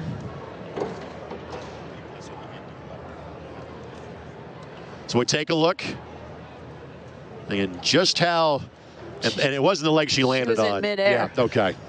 Again, when you see somebody go down like that, kind of non-contact in air, you think the worst. And thankfully, the whistle was blown, and Paige Eli went right back into coach mode. Okay. Great sportsmanship right there. I got to take care of the opposing player. Fans, just a reminder, you can take the Indy 11 with you wherever you go. Download the Indy 11 app in the Apple Store or get it on Google Play. Well, no need for a hydration break given the temperature outside nor the temperature inside, but clearly both of these teams will take advantage of this stoppage in play. Yeah, that was weird. Looked like she was in mid-air and just started pulling the back of her leg even before she landed, so hopefully it's nothing too serious. Again, of the older of the McCarthy sisters, she's the older of the two that played at Fresno State. Already completed her 5 years of college soccer, 74 matches played, 66 starts, first team All-Mountain West in the 2020 season. It is her younger sister, Rachel, as you'll watch this one more time, who just entered the match. And Rachel played on the national runners-up this year at Brigham Young University. Yeah, and Robin has made a couple of comments that she's really excited to be playing here this summer with her sister. So that's just a neat opportunity for them to together play at this level. Kenzie Wood has the rare chance to leave her net some 70 yards away and go check in on the team bench, get some instructions. It'll be a restart in a dangerous area here for the Indy 11. There's McKenzie. Let's thank our tremendous ISC Sports Network crew. Thank you to Jordan Shue, David Kahn, Rob Lynch, Dennis Glover, Eric Canet, and McCarthy's done for the night. So Emily McGalligan will come on for the Indy 11. We referenced her in the halftime interview. She plays at Providence College. So she has played against a lot of these players for Indy at either Xavier or Butler. 32 appearances over the last 2 years for the Friars. What a great ball there by McCarthy, Melissa. back post. Right idea. I don't know if everyone was ready. A couple of them were. You're usually good to kind of pick up something 1 or 2 times a year off a quick restart like that. For sure. She just touched it right to her. There's no defenders out there. It's not even a bad ball, but we got no runs in the box, no one else running there. I don't know that the opposing coach is too excited about that restart. Chatterton able to avoid one player, not a second. That was Lockwood that came in and deflected that ball away again. Lockwood played at Indiana the last couple of years, but is transferring to Xavier this year. So she frankly will be a teammate of several of the Indy 11 players playing in tonight's game. And of course, one that isn't, in Molly McLaughlin. Right, Molly, Rachel Dewey is on the bench here as well tonight, and Ella Rogers, number 26 in the middle of the midfield. So that will be a good midfield for Xavier in the fall. McCarthy on the throw. All the way at the edge of the 6, goes all the way through. Again, nobody sitting back post for the Indy 11. A little more room to operate now for Midwest United. Jenna Chatterton from this space back here as an outside back keeps picking up those balls, well read by her. Now the target back post. Williams was the target. Asked for a handball. Official says no.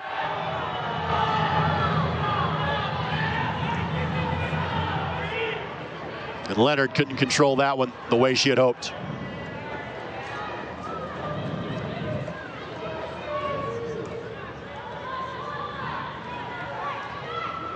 Last touch for Krasula. She does not agree. Players' opinions are treated like ours, frankly, when it comes to officials' decisions. All right, we'll give Mackenzie the ball back here, get us started. And a reminder, fans, next 2 Friday nights, you can join us for more Indy 11 women's soccer here at Grand Park. 7 o'clock kickoff each of the next 2 Friday nights. To learn more, check out the full W League schedule. Log on to indy11.com and click on the W League tab. If you're a season ticket holder for Indy 11 soccer, your tickets to these matches are absolutely free. If not, the cost is $8. Indy11.com has more. Goes all under pressure. And this is great entertainment. No doubt. Right? I mean, you can't do this for $8 anywhere else.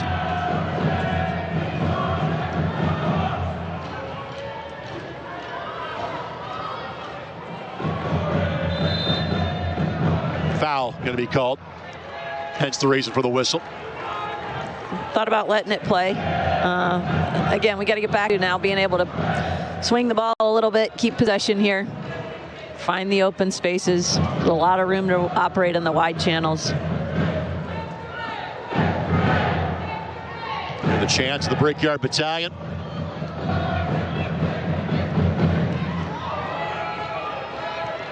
All played left side.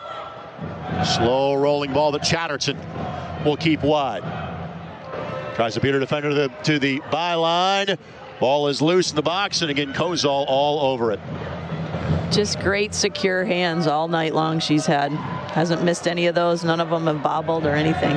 The stats for her and Wood in Big Ten play this year are almost identical. Kozol 17 matches, 12 goals allowed, 75 saves. Wood 73 saves in 17 matches this year. It's a testament to both those teams, to the quality of the Big Ten, and what they've done with, all of their individual training and their keeper coaches at school. Chance here. Quickly taken away. And Williams has McCarthy, just can never get kind of that ball settled at her feet. Really kind of send her on that run. Came in a little bit high.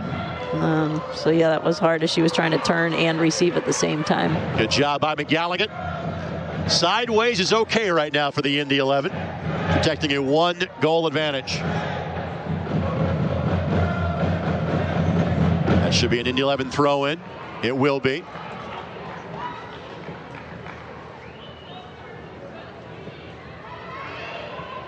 Done a good job defensively, just being composed and organized and not allowing them any dangerous looks or chances. Indy going for a second clean sheet of the season. They've allowed a total of 4 goals in what equates to 4 and about 8/10 of a match at this point. That's some good math. I use it on a daily basis. McCarthy.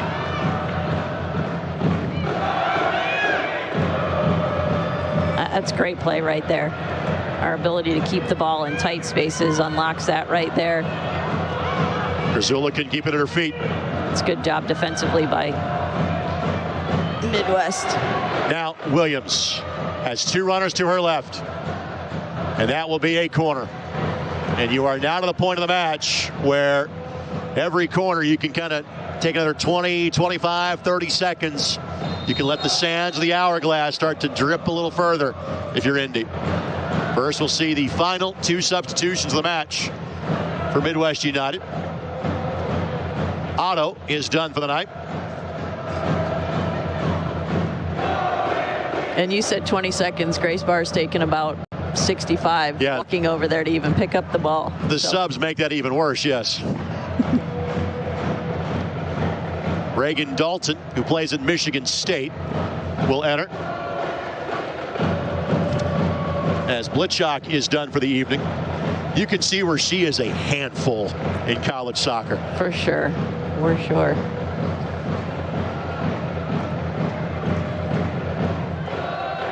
Done a really good job tonight, just holding up the ball, getting in good spots, being able to be the target that they play into. Another short corner. McCarthy didn't handle that the way she wanted to. Cut back by Barr is fantastic. McNabb, no. Rogers trying to settle. And now Leonard will organize. And he managed to stay on side during that run of play. Still got some players a little out of position in how you've got this set up here. Recovering back. It's all right. I think it's just go to the back and let everybody reset. Yeah, we do not need to be in a hurry. By the way, this match brought to us by Alpha Health and Wellness, the official team chiropractor of the Indy 11.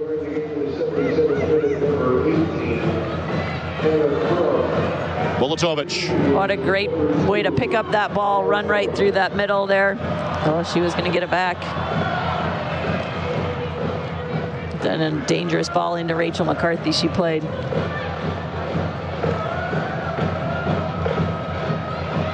Corby with the takeaway.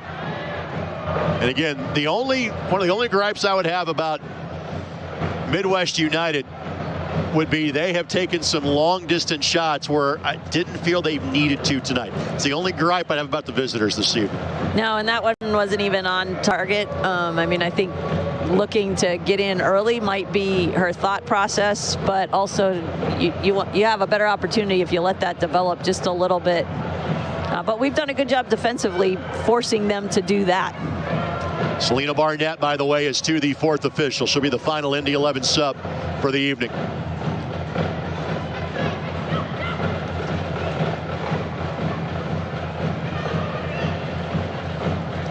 Ball will come all the way back to midfield. Again, that's just defensive organization by the 11.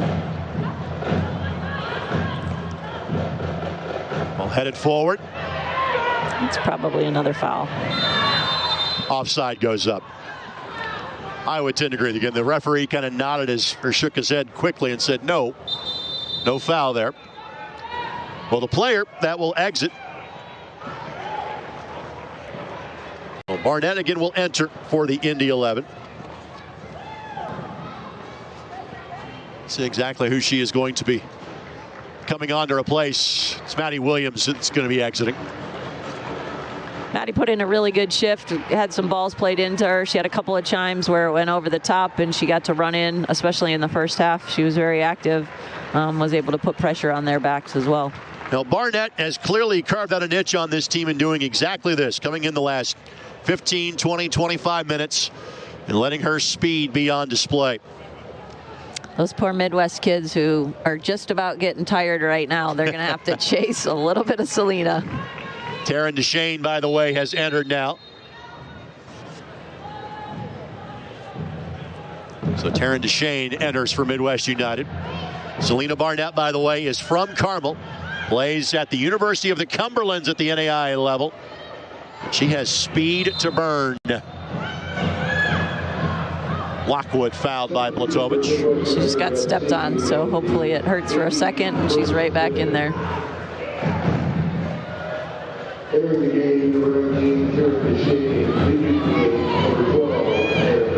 me show you that replay. Action has resumed at the other end of the park. Yeah, we got one down here in the corner. That's Bulatovic. We play on. Now sitting left side. Ball played across and McGalligan got in the way, but this will be the first trip to the corner flag in a while for Midwest United. Yeah, probably their first of the second half, isn't it? And this is Hannah Crum. There's a left-footed ball. It's going to outswing away from the goalkeeper. Crum sends it in. Ball was headed by a player for Midwest United, but not exactly on frame. Ball played in and no danger there. Wood all over it. Yep, that's good talk, good communication from her early on. Everybody knew she was coming to get it.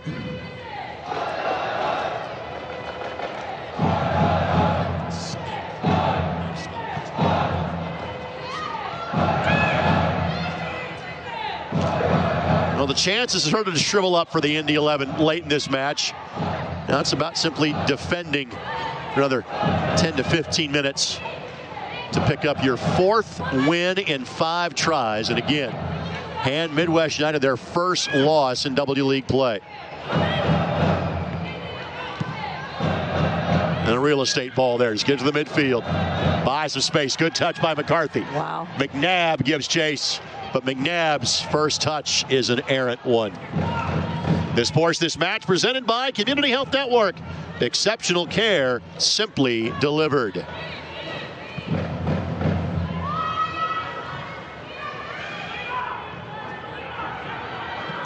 Barnett couldn't get the touch he wanted to on it.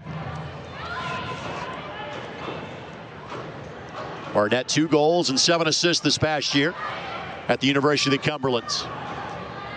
Good run going here for Midwest. At the edge of the 18. Play just kind of bogs down. Again, good defensive organization. We're able to just make them go backwards. I'm not sure Chatter never touched that, which is clearly why the player from Midwest was on a full-on sprint trying to get to it. And the quick throw allows McNabb a little bit of room here. But that hustle, if nothing else, prevented a goal kick, and again, kept the play moving. These two teams, again, will not play each other again in this short summer season. You can look from field angle at the give and go for Midwest. That was Corby that was the target. And now Barnett has acres of space. McCarthy, again, well defended. It is possible these two could see each other in the playoffs. Again, if this division gets a second team in.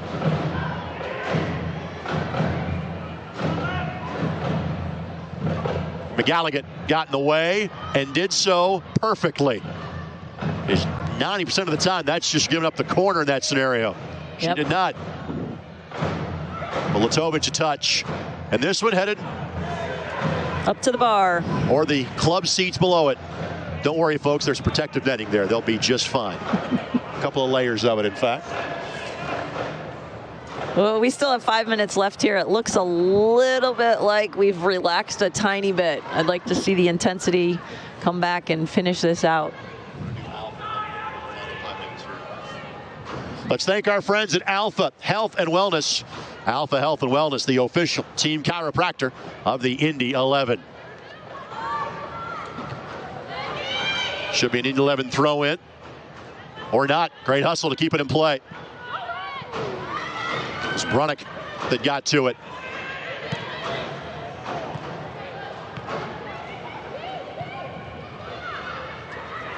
Barnett couldn't get to it.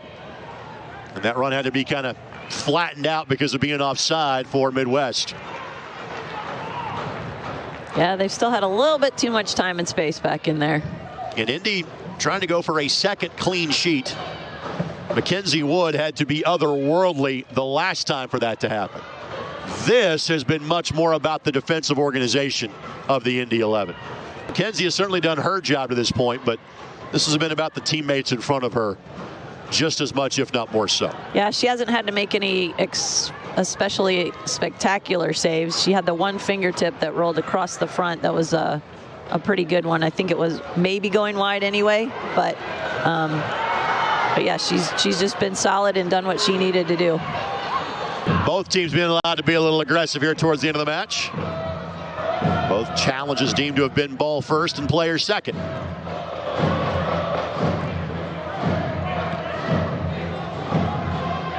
Grace Barr again reading that really well. Rachel McCarthy holding up this ball, allow some of her teammates to come and join her before she takes off running. And then she is not intentionally taken down, but that is our first card of the match. And that's an easy one.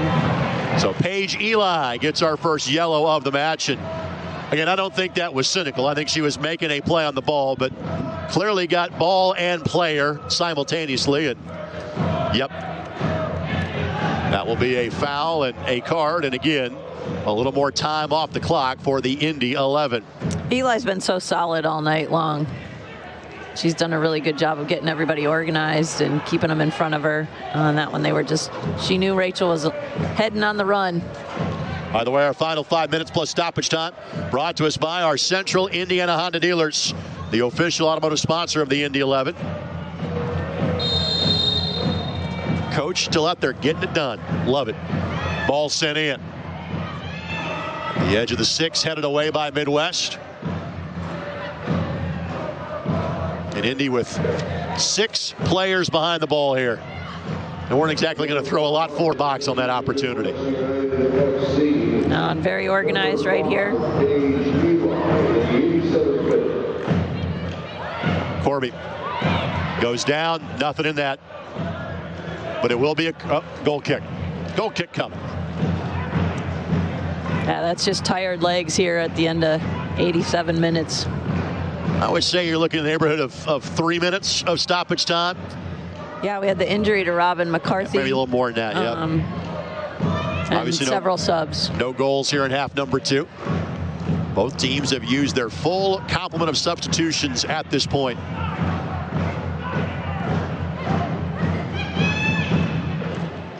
Beautiful back heel by McNabb. Barnett. It is not time to take this to the corner flag just yet, but the ability to go wide.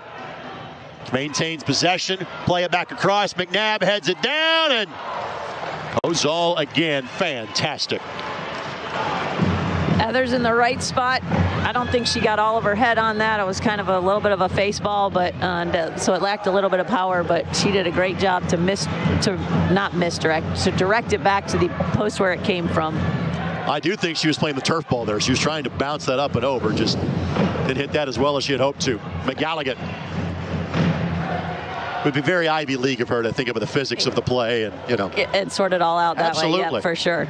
Well, the goalkeeper there made another fantastic save. I'm not making this up, I promise you. The one time I saw an Indy 11 men's player do that, he was from Dartmouth. So it might be an Ivy League thing. It could be. We'll ask Heather after.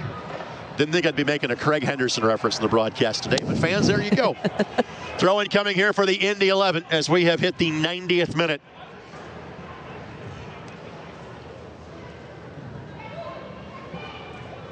Coach Dolinsky's encouraging them to be smart, play forward, keep it going in our direction.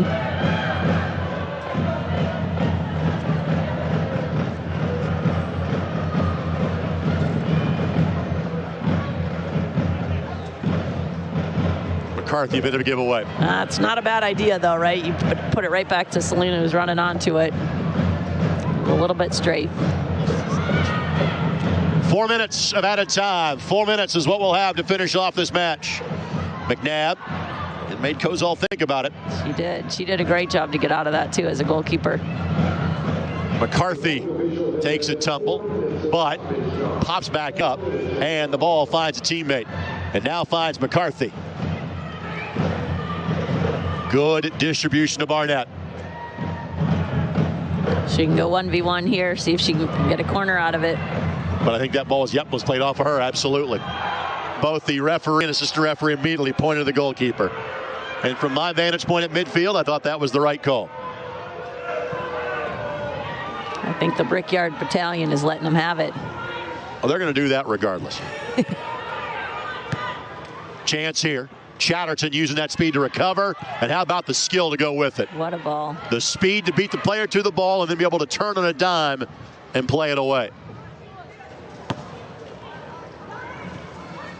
Frankly, a lot of the conversation about as this one is steered wide, A lot of the conversation about the Indy 11 and this team has been about the offensive prowess they have shown. Katie Soderstrom, 5 goals in the first 3 matches. Obviously, Mackenzie Wood was a defensive star 2 matches ago. But I think it's safe to say this is by far the best team defensive effort we've seen. For sure, and they've had to be very, very organized. I think they're in good spots. Going to 4 in the back right here for this second half, I think, has helped them not only to start the attack, but, you know, they've been able to win those balls, and they've forced Midwest to just kind of kick it in their direction, and then we pick it back up again, and we're able to keep it. This one not done yet.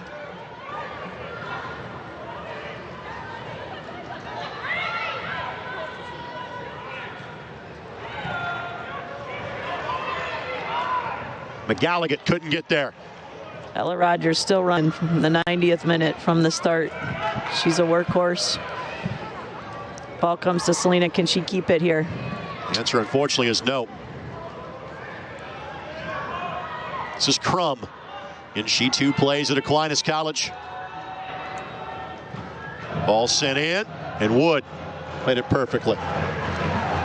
Crum, by the way, who sent that ball in, about 56 goals in 4 years at the NAIA level. Potentially could come back for a 5th year due to the COVID shortened season. That's a lot of goals. At any level. I had the pleasure of watching them play a couple of times last year. It's a really good squad they have.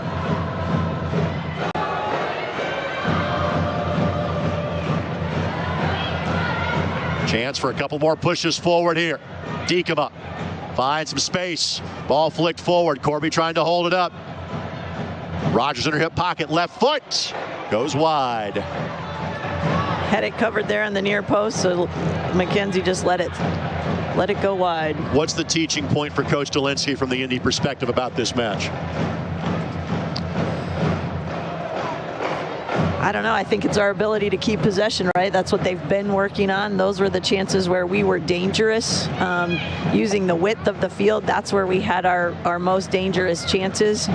This space is something where we can exploit other teams with our speed. And I think they did a good job defensively. I know that was a focus of his, is to get organized right back there and to not allow a goal and not allow a ton of play of dangerous chances. That's a good day out. Great ball for Indy. Yep, everybody had to go forward. McCarthy and Kozal. Kozal will win the race.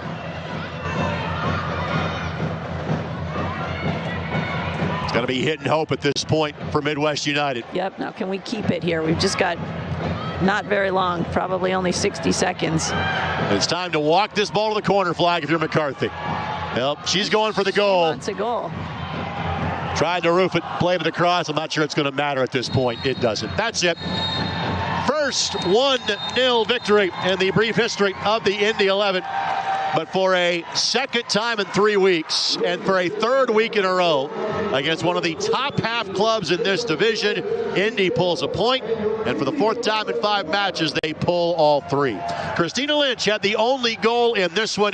1-0 Indy wins it. Margaret, your final thoughts on this one? I think it's a great performance for 90 minutes, right? We did what we needed to do, both on attack and defensively. Clean sheet, 3 points. We will take that, and we'll take our points to the top of the table. So for the Indy 11, now 4-0-1 on the year, 13 points, top of the table in the Great Lakes Division. Tonight's game presented in part by your Central Indiana Honda dealers, the official automotive sponsor of the Indy 11, and by Community Health Sports Medicine, exceptional care simply delivered. The next time the Indy 11 are in action will be next Friday night. Make sure you join us then. Kurt Darling will have the call alongside Margaret McLaughlin. Again, Indy 11 at home each of the next 2 Friday nights. Be sure to join us then. For Margaret McLaughlin and our entire ISC Sports Network crew, this is Greg Rakestraw. Good night from Westfield. Indy wins again, this time 1-0 on the ISC Sports Network and 11 Sports. Honda is the most fuel-efficient automaker in America. That means you get more miles per gallon with Honda. Save at the pump with up to 40 mpgs for Honda cars and SUVs. Search your local Honda dealer today. Place your soccer bets at Bet Rivers Sportsbook, your new home for soccer betting. The most soccer betting options on the sport you love. We offer live in-game betting on major soccer matches worldwide. We have tons of bets available during game, from money lines, goal spreads, player goals, half bets, and many more. Bet Rivers is proud to be the official sports betting partner of the Indy 11, Indiana's team. Sign up now. We'll match your first deposit up to $250. More bets, more action, more fun. Place your bets at betrivers.com. So many people were out of work from COVID, not being able to pay their utility bills, not being able to pay their rent, and that's why our job is so important. And what we've committed to is working with our partners around food pantries, around making sure that people get connected to what they need. Our job is more than just giving people resources. It's be that hand to help them when they're feeling down. Learn more at eatcommunity.com/simply delivered. Community Health Network. Exceptional care, simply delivered. In 7 years, you can meet, get married, have kids, get a dog, and still be covered in your Honda certified vehicle. Get a 7-year, 100,000-mile warranty, plus factory trained technicians and Honda genuine parts. Search a local Honda dealer today.